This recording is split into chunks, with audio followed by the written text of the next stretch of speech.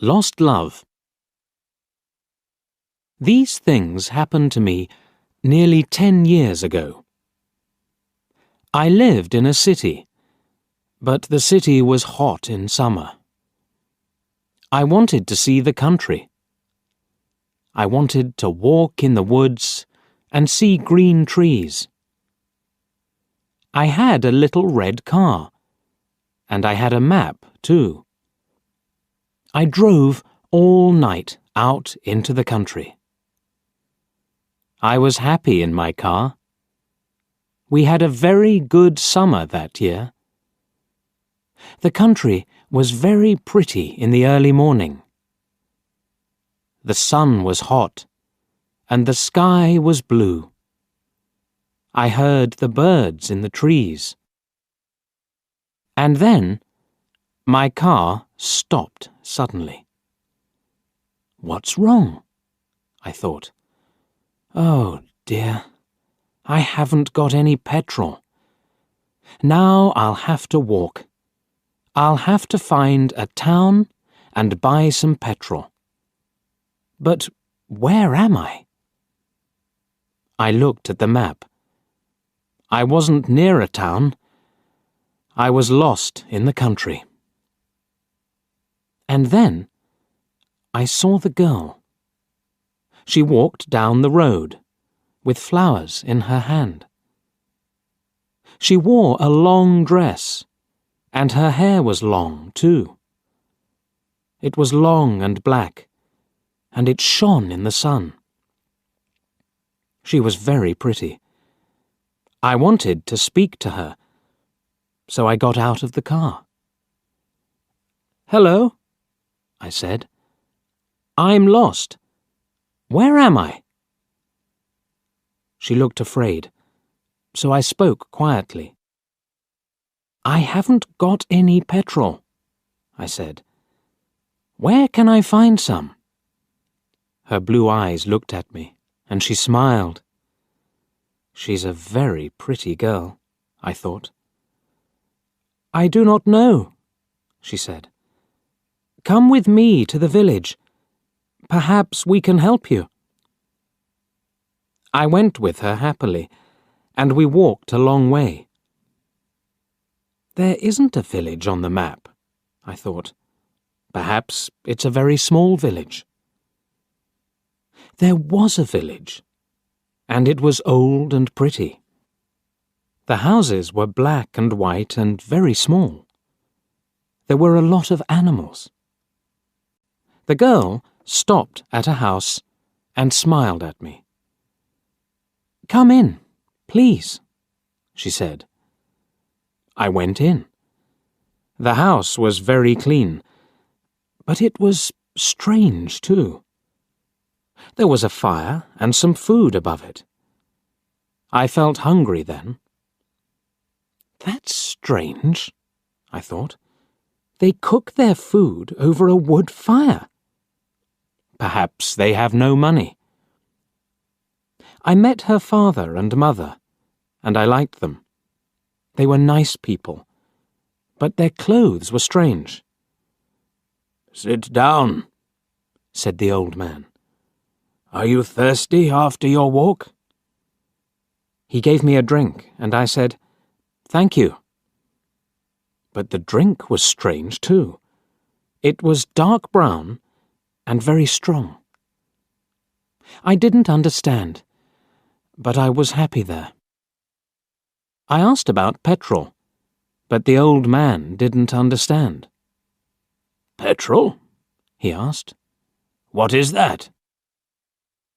This is strange, I thought. Then I asked, "Do you walk everywhere?" The old man smiled. "Oh, no. We use horses," he said.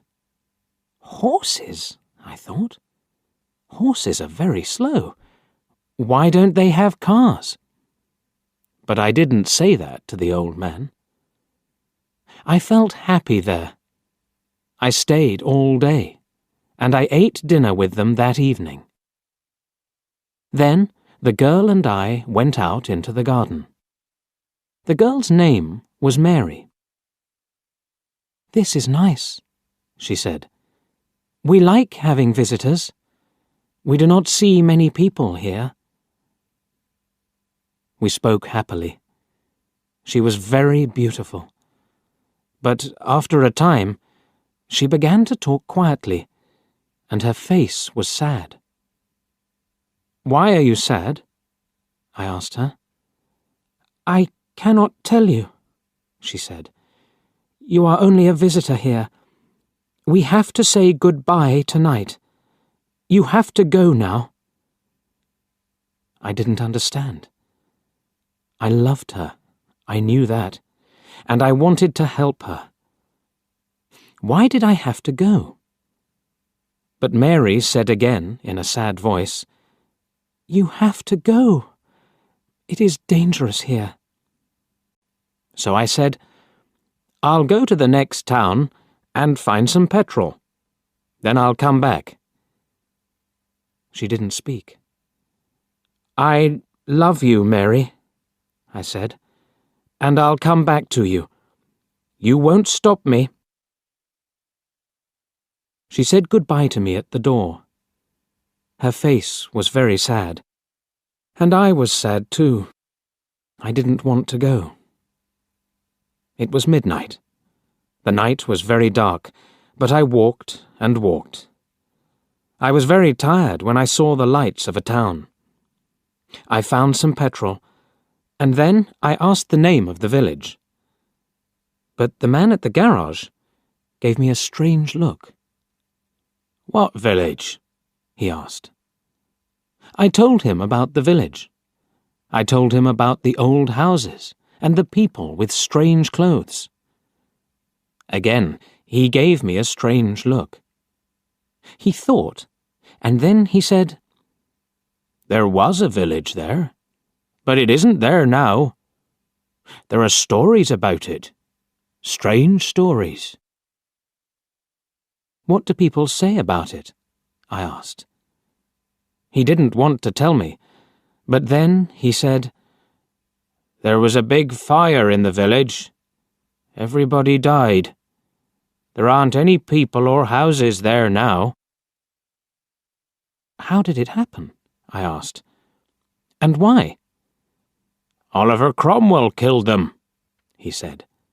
"He was angry with the villagers because they helped the king in the war." I couldn't speak. This isn't right, I thought. That war happened 350 years ago. Then I remembered the strange clothes, the long hair, the food over the fire, and the old houses. And I remembered, too, about the horses.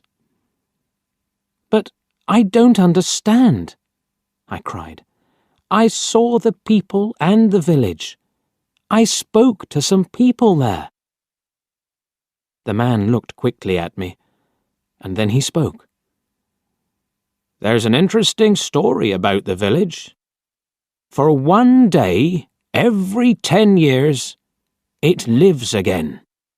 But only for one day. Then it goes away again for another 10 years. On that one day, you can find the village, but you have to leave before morning, or you will never leave." Can this be right? I thought. Perhaps it was. Mary said, "You have to go." She loved me, but she said, "We have to say goodbye."